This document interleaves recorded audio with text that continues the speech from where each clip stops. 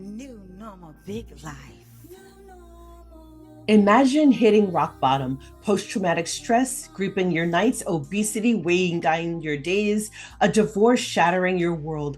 That's where Coach Rob Wheeler found himself after a decade in the military and years as a federal police officer. But he didn't stay there. Through raw discipline and a mindset forged in fire, he built BattleFitted, coaching men with lessons for us all to transform suffering into strength. In this episode of the New Normal Big Life podcast, Coach Rob reveals how a battle-fitted mindset isn't about avoiding pain, it's about wielding it as a weapon for growth. If trauma, failure, or stagnation holds you back, Coach Rob's story proves one shift can rewrite your life. Let's learn how. Hi, friends. Welcome to the New Normal Big Life podcast. We bring you natural news and stories about nature that we hope will inspire you to get outside and adventure, along with a step-by-step plan to help you practice what you've learned and create your own new normal and live the biggest life you can dream. I'm your host, Antoinette Lee, the Wellness Warrior. Before we dive into today's transformational topic with Coach Rob Wheeler, I want to give a shout out to a new listener, Irina. Thank you so much for your kind 5-star review in Apple Podcasts. I'm so glad you're part of our community. So let's talk about forging resilience. We'll learn how a battlefield mindset transforms lives. What if the real enemy isn't the pain you've endured, but the story you tell yourself about it? In a world that often glorifies quick fixes, Coach Rob Wheeler's journey stands out. Coach Rob Wheeler is a U.S. military veteran, resilience coach, and the unapologetic voice behind the Battle Harder podcast, a show that cuts through the noise and gets real about overcoming adversity, rebuilding identity, and reclaiming purpose. As the founder of the BattleFitted movement, Coach Rob helps men over 30 who've been broken by life, divorce, trauma, job loss, addiction, rebuild their discipline, fitness, and mindset from the ground up. After battling through his own rock bottom, Coach Rob turned his pain into a blueprint for progress, now coaching others through his signature 8-week Forge program and mindset journal. Whether it's in the gym, on the mic, or in a one-on-one coaching call, Coach Rob's mission is simple: help men armor up, stop hiding from the fight, and lead from the front again. His content blends military grit with vulnerable truth. No fluff, no sugarcoating, just real talk from real transformation. With every episode, product, and program, Coach Rob is building more than a brand. He's building a brotherhood. His message resonates far beyond resonant veterans. It's a blueprint for anyone ready to fight back against a mindset that's holding them hostage. So here's the tragedy of a toxic mindset. A toxic mindset doesn't just whisper doubts, it architects downfall. Picture waking up every day convinced you're broken beyond repair. For Coach Rob, this fixed outlook fueled a cycle of self-sabotage. Skipped workouts morphed into weight gain, unresolved trauma bred isolation, and fear of failure stalled every new venture. Research echoes this harsh reality. Psychologist Carol Dweck, pioneer of the growth mindset theory, explained that those stuck in a fixed mindset view abilities as innate, inborn, or natural and unchangeable, leading to avoidance of challenges and a lifetime of regret. Let's learn how to break free from this toxic way of thinking with Coach Rob Wheeler. Rob, welcome to New Normal Big Life, brother. Thank you. I'm so happy to be here. I'm excited for this conversation. This is actually a milestone event for me because you're the first veteran that I've No way. What? No way. Big Life. Yes, I have several lined up, but we planned the interviews months ago, but our calendars just couldn't line up to get them on until after your interview. So you're my first veteran. I'm very excited to start my veteran series with you. So let's make this the show to end all shows then. All right, brother. That sounds good. So tell me, what pivotal moment or crucible in your life that you were faced with a significant challenge that you overcame and grew and shaped into this transformational coach that you are today? And how do you use that experience to help others turn their pain into purpose and progress? I mean, I don't know if we have enough time for that, but my whole life has been pivotal, so to speak. I mean, I don't think people are made to suffer, but I've just been one of those guys that have had to face so much, like so much unbelievable adversity in my life. And I had to choose whether I was going to let that break me and end my life, so to speak, or if I was going to come back from that. And, thank God that I decided to fight through it and continue to fight through it, and try to use that now as a superpower, so to speak, so I can hopefully help other people do the same thing. Well, tell us some of the most significant events, because I think the audience can really relate to our personal stories and how we got to where we are now. Yeah, definitely. I'll see if I can condense it a little bit. So I went into the Navy in 1997. When I went into the Navy, I was 21. I really didn't have anything in my mind or heart and soul as far as purpose or what I wanted to do with my life. It was kind of a forced thing from my parents. They got tired of me living at home and kind of mooching off of them. And the funny thing is that I tell on a lot of podcasts is my father owned his own business. He would get up at 5 a.m. to go to work. Right before he left, he would literally kick open, like, I think my door was broken after 6 months, but he'd literally like kick open my door and he would just say one thing, join the Navy, and he would walk out. So my idea was, okay, F you, Dad, I'm going to join the Navy. Well, obviously that didn't work. He got exactly what he wanted. I got, out of the house, and it was a big culture shock for me to have everything essentially given to me. I mean, I grew up and I would say what I thought at the time was upper middle class. So I didn't have to ask for anything. I wasn't expected to really do much other than normal things like clean my room or, wash a dish after I used it, kind of thing. Normal stuff, nothing crazy. So a real culture shock when I joined the Navy. And when I went to the recruiter in California, I didn't have anybody. Like, I didn't have anybody in my area that went into the military. I didn't have any guidance. I didn't have any structure. So the first thing, anybody listening to this, if you decide to join the military branch, which I think is an amazing, beautiful thing, have someone that you know and trust that knows the system go with you, because even today, that can really jack you up in terms of what kind of job you do, what kind of service you go into. So my recruiter, being the lovely person he is, says, oh, go to boot camp. When you go to boot camp, you'll get a job. And I didn't know that was a lie. That was like the biggest lie of all lies. So I got sent straight to the fleet. And for my non-veteran people, going to the fleet means that I went to a ship. I didn't have a job. I was essentially a custodian, a janitor, a painter. And that was like a very scary thing to me, because the ship I was on at the time, they didn't integrate females into ships yet in the Navy. And it was a bunch of dudes, and it was a bunch of dudes who treated the ship like it was being imprisoned.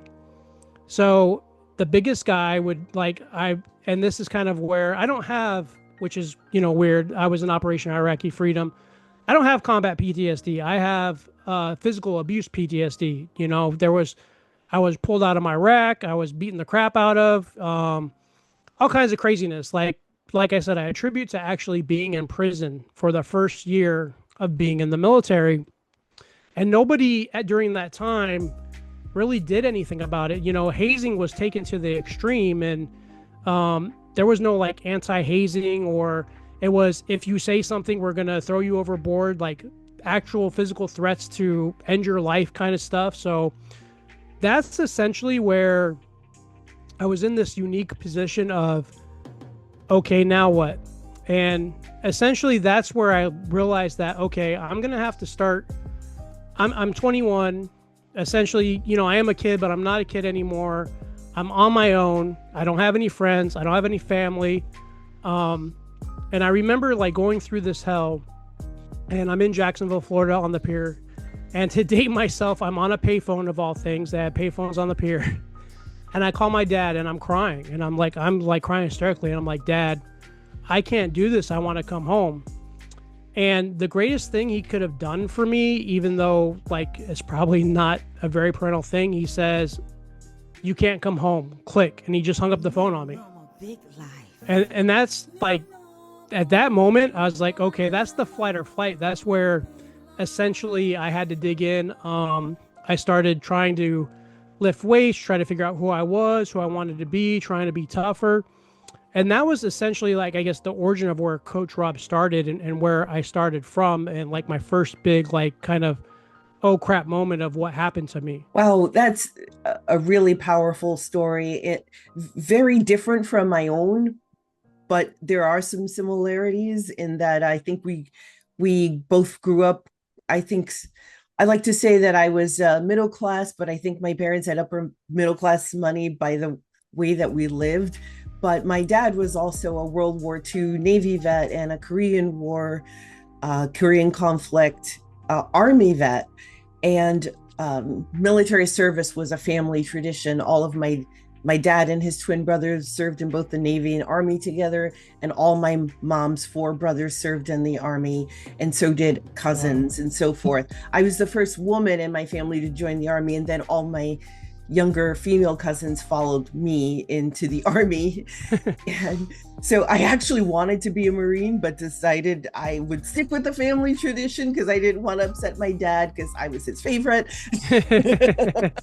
But I kind of grew up hard. I grew up very hard in that I was the youngest of 5 siblings, and having had a dad who was a war veteran, he raised us to be really tough because he said the world is going to be difficult. So I was very prepared for the military. It's interesting to hear your perspective, not being prepared and not knowing. And as a former Army recruiter, I am appalled at what your recruiter did to you. And I'm really sorry that happened. That's okay. Like, it made me who I am. So it is what it is at this point. Now, we heard how you were forged by the military, but then what happened? Because you had some other hugely significant things happen in your life that took you down to rock bottom, where a lot of people would have given up when you made that phone call to your dad and said, hey, I need help. Most people would have given up there. But you continued on and you went through other really grueling challenges. Tell us about those. Yeah. So, from there, I stayed in the military till about 2001. I had met what would become my ex-wife, but I met my wife. She was also in the Navy. I was one of those kids that just thought marriage was the cool thing to do. Didn't really, have a relationship. And the military, that's another thing. Like when the military, and it comes to teaching us stuff and how to live life.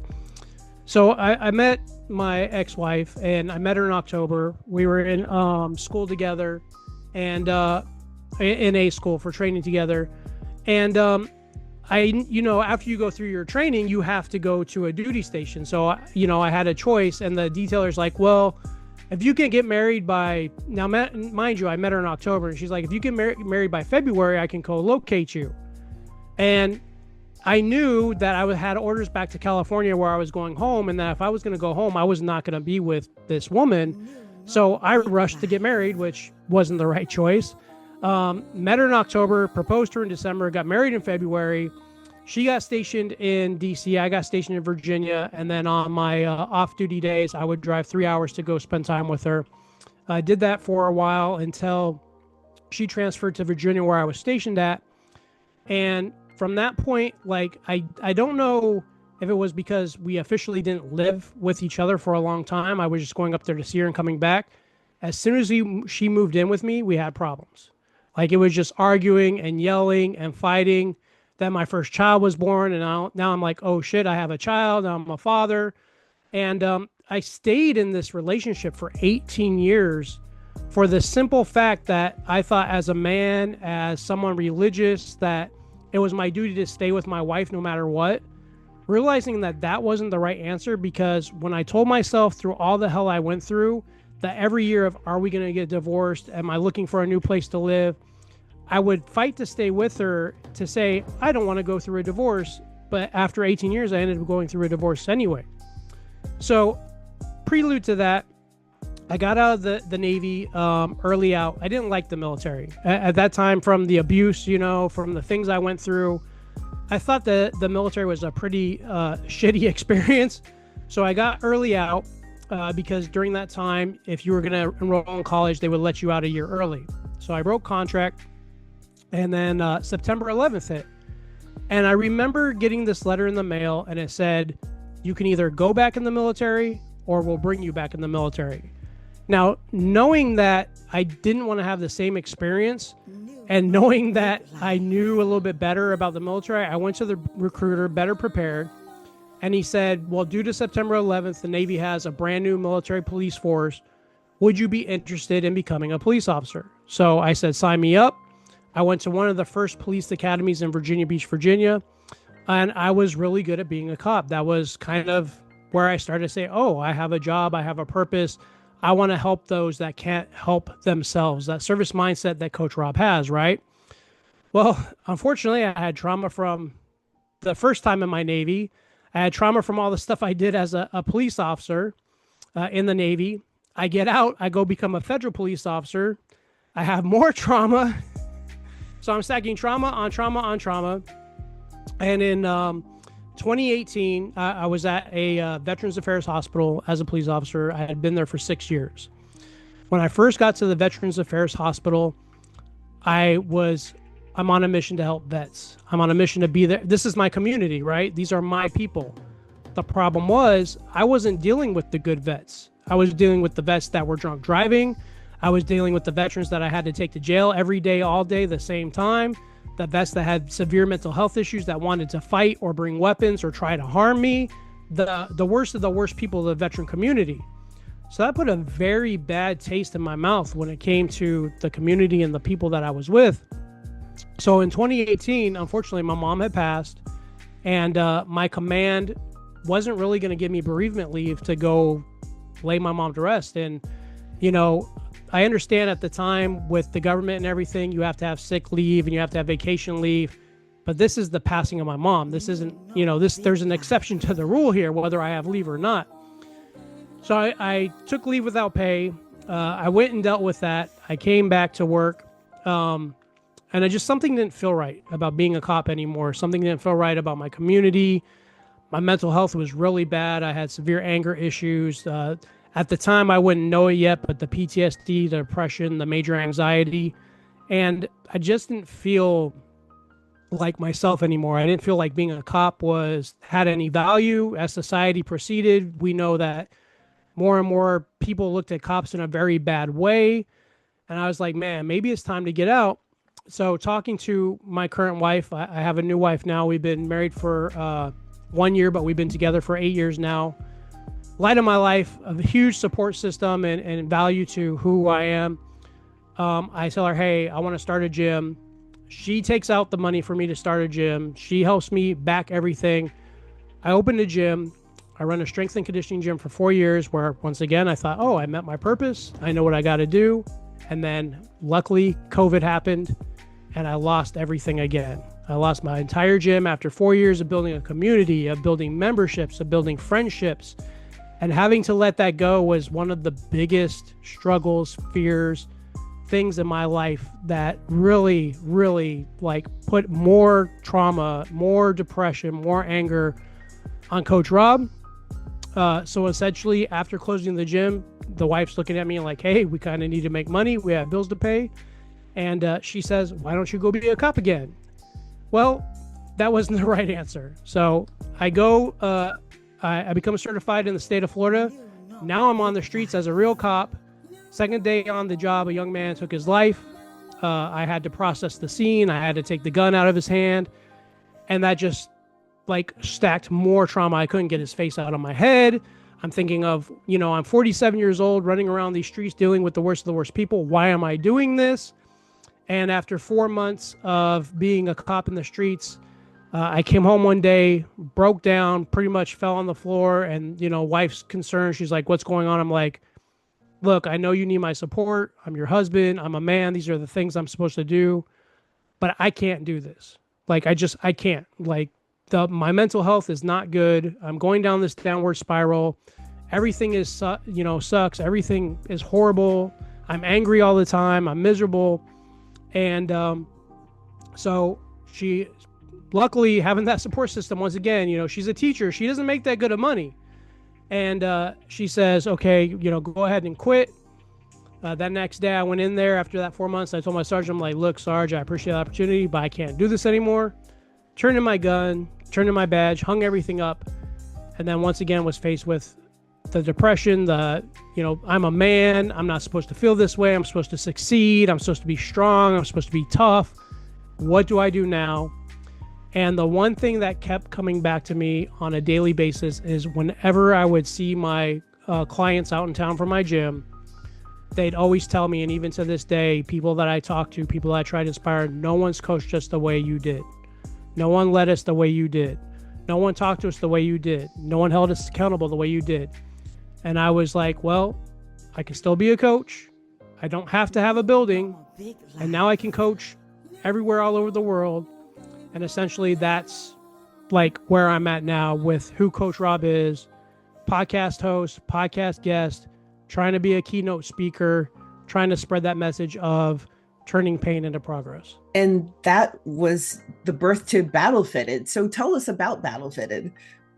So BattleFitted is my crazy idea of when I do something, I don't go small. I play very big. So BattleFitted encompasses a few things. It's, first of all, it's the coaching, which is built on 3 pillars: fitness, mindset, and discipline.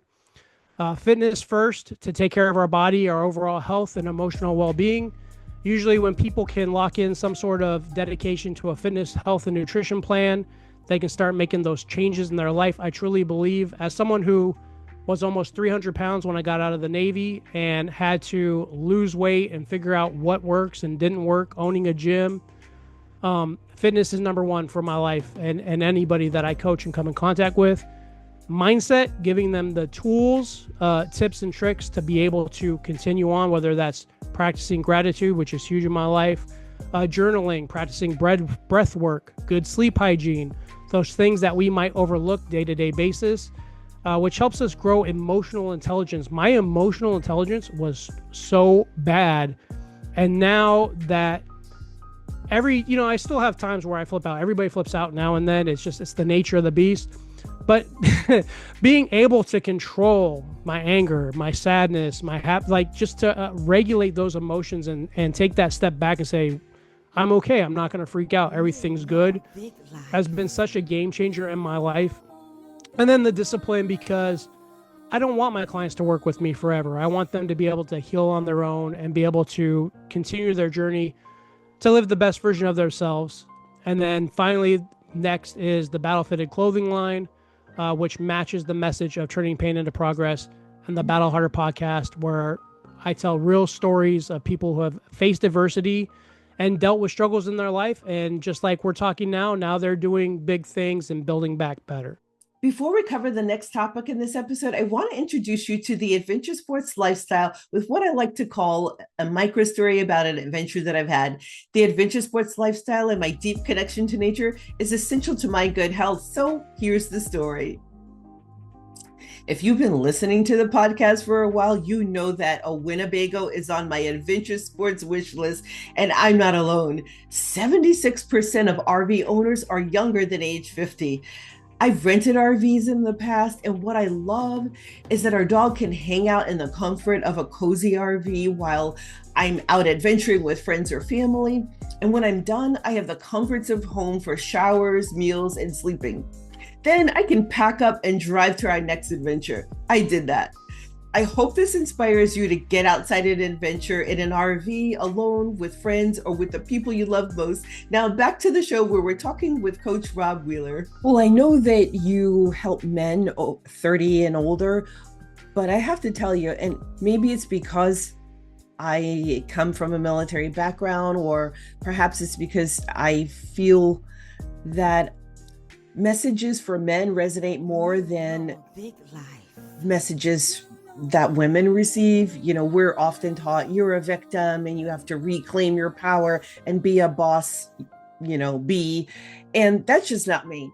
I don't want I don't want anyone to boss me around, and I don't want to be anyone else's boss. And even when I was in a corporate leadership role, people would refer to me as their boss, and I would tell them that I don't want to be your boss. I'm not your boss, I'm your manager, because I'm not bossing you around.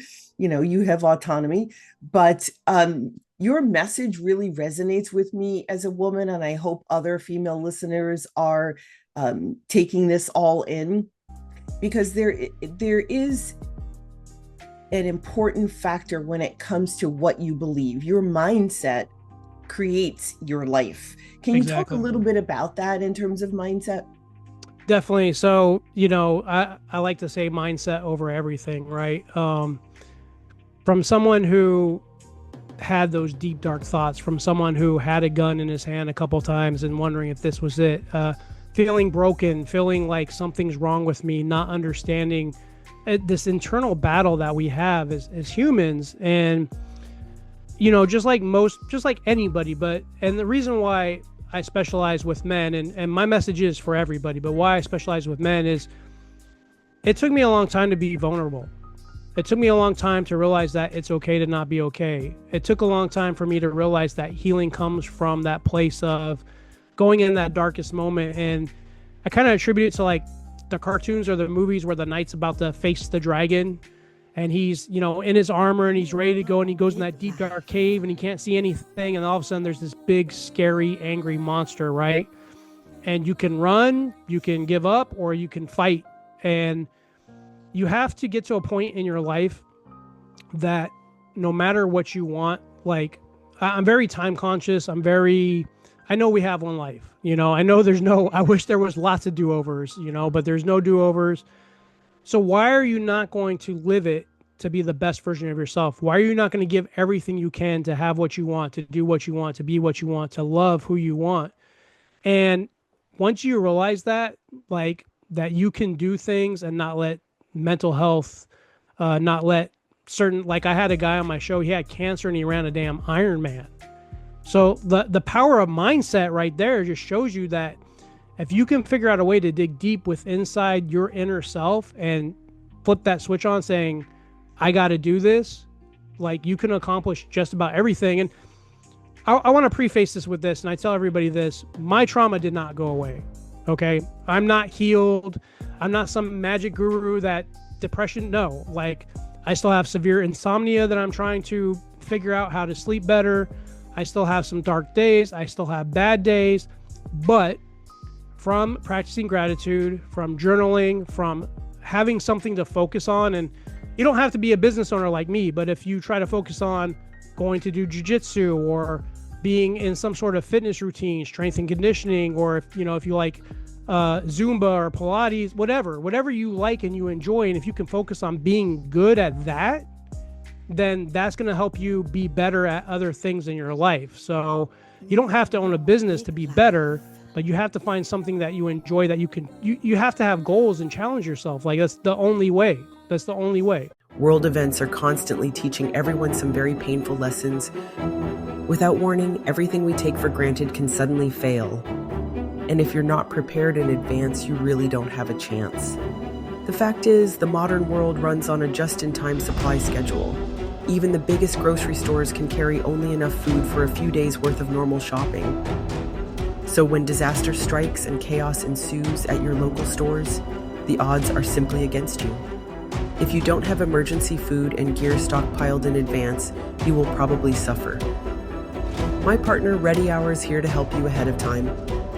Ready Hour has a long history of providing calorie-rich, reliable, and delicious nourishment for life's unexpected situations, and critical emergency gear too.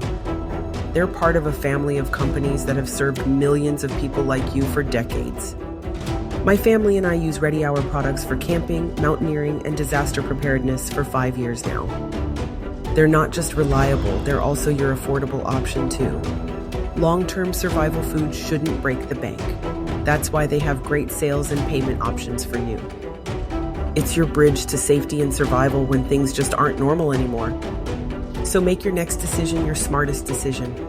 Be ready for tomorrow, today. Trust Ready Hour. Ready to shop? Use my affiliate link in the show description. Rob, everywhere you go, whether it's in person, on social media, everyone's talking about being stuck. What can you tell us about overcoming procrastination? So the crazy thing is the simplest things typically work, right? There's a lot of days that Coach Rob does not want to go to the gym or work out. There's a lot of days where I'm in my inner head and I'm like, I'm not going to work out today. And then I'm inside my head saying, yes, you are going to work out today. And you just have to be able to force yourself to just take that extra step. Like, it's kind of like if you're playing chess, like you have to make that extra move to make sure that you're going to win. So how do we do that? Okay, well, if I know I have a hard time getting up and I use my phone as an alarm clock, put my phone in another room, put my phone in the bathroom where I have to get out of bed to turn it off. You have to take those small steps, which really isn't major, to propel you forward. You know, if you don't go to the gym because, oh, I can't get my gym bag ready. Make your gym bag ready before you go to bed. Like, take the steps. Just like we have bad habits, we have to have healthy habits, and we have to use the healthy habits to help us get unstuck, so to speak. And it's not even that. You know, a lot of times I'm noticing as men is when we get stuck in life, right? You get married. Like, I have 3 kids. You know, I'm a full-time student. I'm running a business. You're in that rat race. You know, whether you're a business owner or not, a podcast host, and sometimes you just get stuck in that insanity loop of doing the same thing over and over and over again. And before you know it, a year's passed, 5 years passed, and you're like, what has happened to me? So when I deal with people that are stuck, it's first changing those healthy habits. And once again, that's why I say fitness is important, because most of the people are stuck. They're not doing some sort of exercise. They're not taking care of. Just getting outside for a walk is so important, like little things.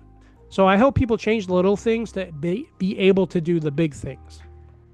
So we touched on your first book on procrastination. Your next book, it talks with mental resilience. What are the 5 steps to mental resilience? Just, briefly list them out for us, because we can go buy the book. I think we'll need to go buy the book. I wrote that so long ago. But it's just, everything has to start with the belief within, right? Even if you don't believe in yourself, you have to force yourself to say, hey, I can do this. And having mental toughness is not about, I think people get this wrong idea. They think you have to be like this big, strong, like guy, monster, woman, person that like nothing can hurt me. No, you have to be able to take action in order to get rid of, I guess, the negativity. Or so one thing that worked for me when I was in a very, very dark place, after I learned that gratitude, so practicing gratitude was huge, right? When I went to bed, I would think of 3 things that I was thankful for each and every night. So, and it could be the three I can't talk today. The same things over and over again. So it could be every day. I'm thankful for my wife, my dog, and my house. As long as I'm just thankful for something.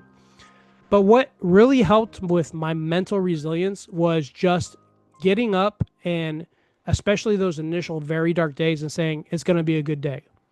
And saying that over and over and over and over. And from what I've done and learned from other podcast guests, from actual coaches, that's just reframing. It's called reframing. It's when you take something negative and you turn it around to be a positive. So instead of saying, I can't, I can, I won't, I will. Those things right there, those positive affirmations, that reframing how you speak to yourself, because that's very, very important. That's going to build that mental resilience over time. We know through statistics, we know through, like, if you say you're going to have a bad day, you're going to have a bad day. And if you say you're going to have a good day, you may not have a good day, but you're probably not going to have a bad day, or you're going to have an okay day. And I used to say all the time, like, life sucks. I hate life. Everything's black. Everything's dark. And guess what? Everything bad happened to me. It was only when I was accountable for my own actions and I said, I'm okay. I have this nice house I live in. I have a woman who loves me. I have kids who, I have a good relationship with. I'm healthy. I get to wake up every morning and go work out. I get to go to school. I get to do this. You have to start reframing and say, I get to instead of I have to. And I think that's huge for the mental resilience.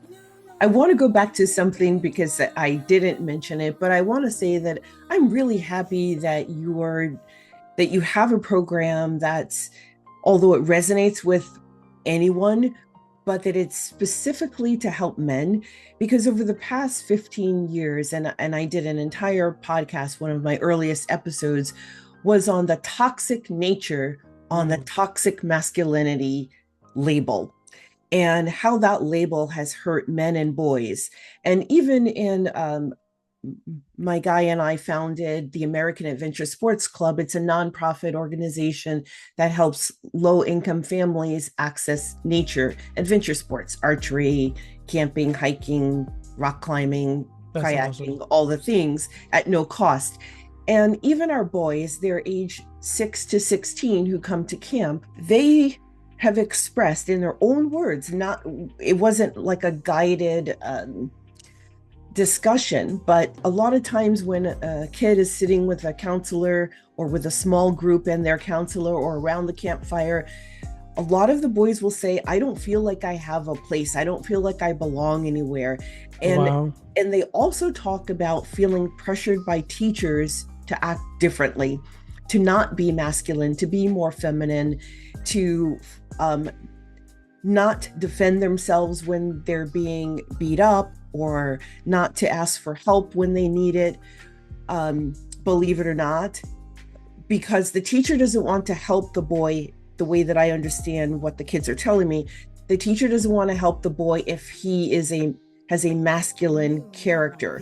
If he has a more feminine, more beta male character, then the teachers are all in. Even a male teacher, they're all in to help that child. And so I see a lot of hurting men and boys because they've been labeled as toxic just for being masculine. Not that they've done anything wrong, just that innate character type, the character that they were born with, there's something wrong with it.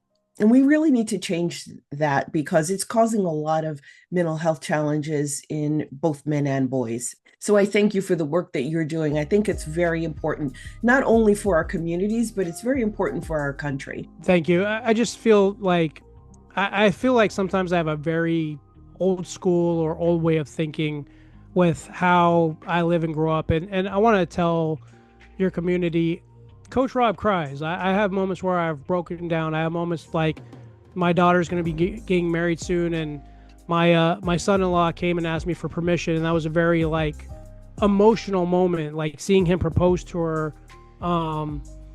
How I feel about me as a person and all the big things I want to do. I have big emotions, and as a man, I cry and I feel and I hurt. But I also understand that I have to protect my wife. I have to provide for her. I have to preside over her. I should be hard to kill, so to speak, meaning that I should have some sort of discipline, whether it's how to use a weapon or how to survive in the wilderness or like that. So when I think of masculinity, I think of a total package of a man who knows when he can be vulnerable, knows that he can tell his kids that he loves them. But at the same time, if he has to frickin' protect his family, he can do that. And that's another reason, once again, why fitness is so important. If someone's coming after your family and you're out of shape and you can't even go upstairs, how are you going to protect the people you're supposed to be protecting? Absolutely. Absolutely. And, I have a quick story about that. When I talk with boys and I tell them that it's okay to protect yourself, they seem really shocked. So I think that some adult is saying, if someone hits you, it's okay to defend yourself. It's okay to protect yourself. You don't need to crawl into a ball, into the fetal position and allow someone to harm you, because they are not getting those messages with someone else. But it's a human instinct to protect your life and to protect yourself from getting hurt. And but I also appreciate that you're saying you don't have to be hard all the time. Every human being, no matter your gender, should have a full range of human emotion expression. Exactly. I congratulate you for that. Rob, I've never experienced imposter syndrome. I don't know what that says about me, but what is imposter syndrome and how do we overcome it? So, I mean, that's something I actually deal with still to this day, even as I was in the gym and, I'm lifting weights and I have my goal I'm trying to focus on. A lot of times my brain wanders and I'm like, can Coach Rob do this? Can I build this brand that I'm trying to build? Can I reach these people that I'm trying to build? So imposter syndrome is just basically not believing in yourself. It's, maybe you do want to be a police officer or go in the military and you say, I can't. And maybe that I can't is because your parents or friends or family are putting some kind of barrier on you, which in turn puts that mental block on you. It's just a mental block. Look, I never thought in a million years that I've done half the things that I've done. I've done acting. I've been on TV. I mean, I have my business. Like, it's being able to, you have to be able to, once again, everything's that mindset and that belief in self, that positive affirmations that I can, not I can't. I learned, a little late, and I wish I learned this sooner. Who cares if people put you down? Who cares if people say no? Who cares if people tell you you can't? Because until you go for it, you never know. And even with some of the guests on my podcast, people are like, well, how are you getting big guests? I just message them and ask. I'm like, hey, can you be on my podcast? This is what it's about. And if they say no, okay, on to the next one. It's not about my ego or how I feel. So imposter syndrome is essentially not believing in yourself and thinking you can't do something. And how we get out of that, I mean, the number one is jump head first. You have to jump head first into life. You have to be able to do those scary things that you don't want to do, because at the end of the day, we realize that most of the time it's really not that scary. Absolutely. In addition to BattleFitted coaching, you mentioned the Battle Harder podcast. What can listeners expect when they tune in? Just real. I like the idea of being a storyteller. I always think back to before all this amazing technology, before even telephones, television, people told stories.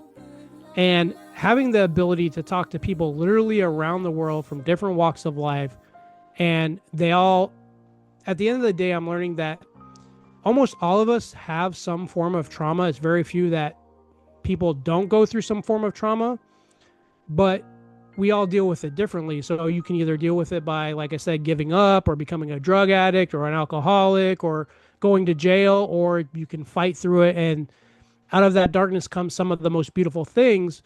So the people on my show is just, they're real raw stories about how they overcame their adversity, their struggle, their trauma, and what they're doing now. It shows that mindset is very important. How we think about ourselves, how we talk about ourselves, how we feel about ourselves is very important. And even some of the support from husbands and wives and friends and family that help us get out of the dark times is equally important. So they're just going to find something from, I've had a person who struggled with emotional eating, and now she coaches people on emotional eating. I had a woman that was physically, sexually abused, left with nothing, and now she coaches. She became a personal development coach. So I'm building this, I guess, resource, so to speak, because if a young man, young woman, they resonate with one of my episodes, they can reach out to that person, and most likely that person is going to talk to them and help them overcome their problem. It's not about Coach Rob on the Battle Harder podcast. It's about everybody else and just showing that there is a way through. Rob, I want to tell you that you are a beautiful soul. I mean that, brother. I'm very excited to allow other men to hear your message. I'm sorry, I'm getting a little emotional. You got to save the waterworks for when you're on my episode. I'm just really excited to save men's lives. I think we've done a disservice to not only just the men in this country, because we have international listeners, but the men around the world, especially in Western countries. And it's time that we build them up, and that it takes all of us, not just your family members, but your neighbors, people in your community.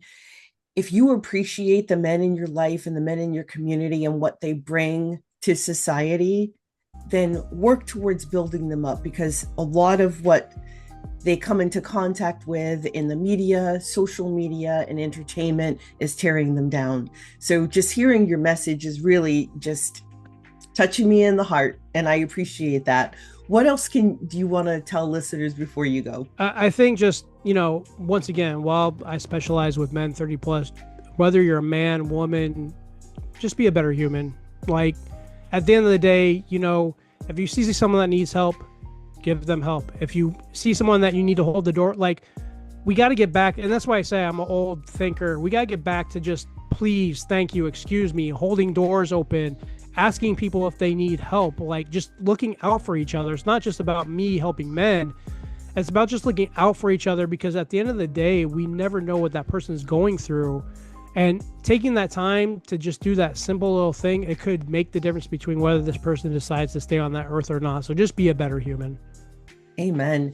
BattleFitted has a great selection of apparel, fitness apparel, that I'm definitely going to get a couple of shirts for myself and maybe a friend or two. And I hope that you'll check it out, friends. Until next time, here at the New Normal Big Life podcast, I'm your host, Antoinette Lee. I hope to see you on the river, in the backcountry, or in the horse barn living your best life. Until next time, friends, I'm Antoinette Lee, the wellness warrior, here at the New Normal Big Life podcast. I hope one day to see you on the river, in the backcountry, or in the horse barn living your best life. Struggling with health problems or seeking natural health solutions? Don't miss our latest podcast episode, exclusive blog posts, and free ebooks packed with life-changing wellness tips. Join our newsletter at nnbl.blog to unlock this bonus content and start living your biggest life today. Magnesium, an unsung hero, fuels over 300 bodily reactions, from heart health to stress relief. Magnesium expert Natalie Girardo, founder of Rooted In, found freedom from anxiety, insomnia, and pain through topical magnesium. It transformed my life, she says, inspiring her mission to share this mineral's power. Cardiologist Dr. Jack Wolfson calls magnesium essential for heart health, helping regulate rhythms, blood sugar, and reduce inflammation. Up to 80% of people may be deficient, facing issues like depression, migraines, insomnia, or muscle cramps. For women over 40, magnesium eases menopause symptoms, boosts energy, and supports bones. Choosing the correct type of magnesium matters. Real stories, Natalie's and mine, highlight its impact.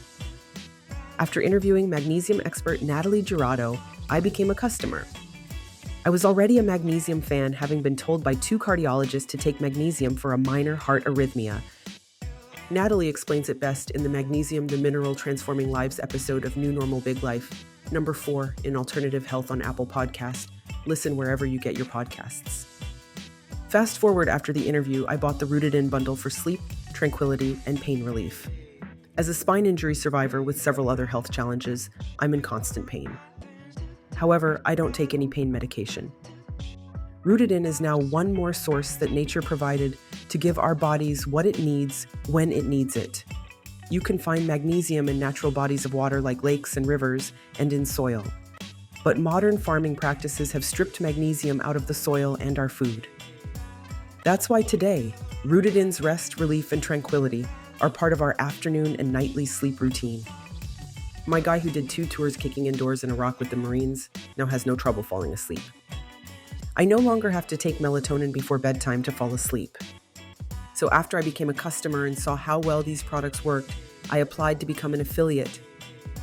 I've been sharing the secrets of Rooted In with friends and family from age 38 to 68, and everyone has gotten amazing results within minutes of applying the cream. Do something naturally good for yourself. Get Rooted In. Click my affiliate link in the episode description to shop now.